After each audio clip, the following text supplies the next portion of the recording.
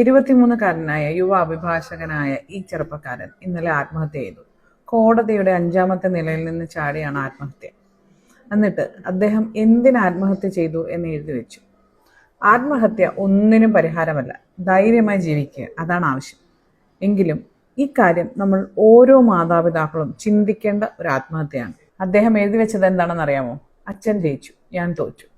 എൻ്റെ മൃതശരീരം തൊടാൻ പോലും എൻ്റെ അച്ഛനെ അനുവദിക്കരുത്. എത്രമാത്രം ചെറുപ്പക്കാരൻ അയാളുടെ അച്ഛനെ വെറുത്തിട്ടുണ്ടാവും അങ്ങനെ എഴുതി വെച്ചിട്ട് മരിക്കണമെങ്കിൽ. നമ്മുടെ ചുറ്റിലുമുണ്ട് ഇതുപോലത്തെ മാതാപിതാക്കൾ, കുട്ടികളെ കൊണ്ട് ഒന്നിന് സമ്മതിക്കാത്ത മാതാപിതാക്കൾ. ചെറിയ പ്രായത്തിൽ കൊച്ചുകുട്ടികളായിരിക്കുമ്പോൾ നമ്മൾ നിയന്ത്രിക്കുന്നത് പോലെയല്ല അവരുടെ വളർച്ചയുടെ ഓരോ ഘട്ടത്തിലും നിയന്ത്രണത്തിൽ മാറ്റങ്ങൾ വരുത്തേണ്ടതായിട്ടുണ്ട്. ഈ ചെറുപ്പക്കാരൻ എഴുതി വെച്ച കത്തിലുണ്ട്, ചെറുപ്രായത്തിൽ ഒരു മാങ്ങാ ജ്യൂസ് ഫ്രിഡ്ജിൽ നിന്നെടുത്ത് കുടിച്ചപ്പോൾ അച്ഛൻ ഉണ്ടാക്കിയ പ്രശ്നങ്ങൾ. അങ്ങനെ ഓരോരോ ചെറിയ കാര്യത്തിനും അയാൾ പഠിക്കാൻ ആഗ്രഹിച്ചത് അച്ഛൻ അയാളിൽ അടിച്ചേൽപ്പിച്ചത്. നമുക്കും അറിയാമല്ലേ ചെറു മാതാപിതാക്കളെ. കുട്ടിയെ സൈക്കിൾ ചവിട്ടാൻ സമ്മതിക്കില്ല, കുട്ടിയെ നല്ലൊരു വസ്ത്രമിടാൻ സമ്മതിക്കില്ല, ഷൂസ് ഇടണമെന്ന് പറഞ്ഞാൽ ചെരുപ്പിടണമെന്ന് നിർബന്ധിക്കും, ഷർട്ട് ഇടണമെന്ന് പറഞ്ഞാൽ ടീഷർട്ട് ഇടണമെന്ന് നിർബന്ധിക്കും, മുടി കെട്ടി വെക്കണമെന്ന് പറഞ്ഞാൽ മുടി അഴിച്ചിടണമെന്ന് നിർബന്ധിക്കും. അങ്ങനെ നിർബന്ധിച്ച് അവരുടെ മാത്രം ഇഷ്ടങ്ങൾക്ക്, അവരുടെ മാത്രം കാര്യങ്ങൾക്കും നടപ്പാക്കുന്ന മാതാപിതാക്കൾ.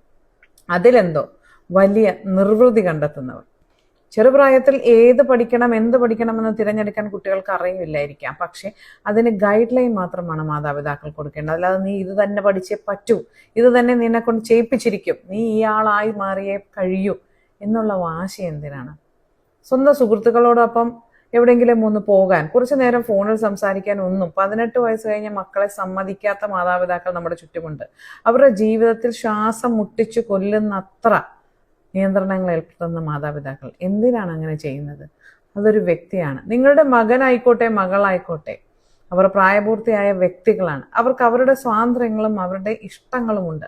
അതിലവർ ജീവിച്ചുകൊള്ളട്ടെ. കാരണം അത് അവരുടെ ജീവിതമാണ്. നിങ്ങൾ നിങ്ങളുടെ ജീവിതമല്ലേ ജീവിക്കുന്നത്, മറ്റൊരാളുടെ അല്ലല്ലോ.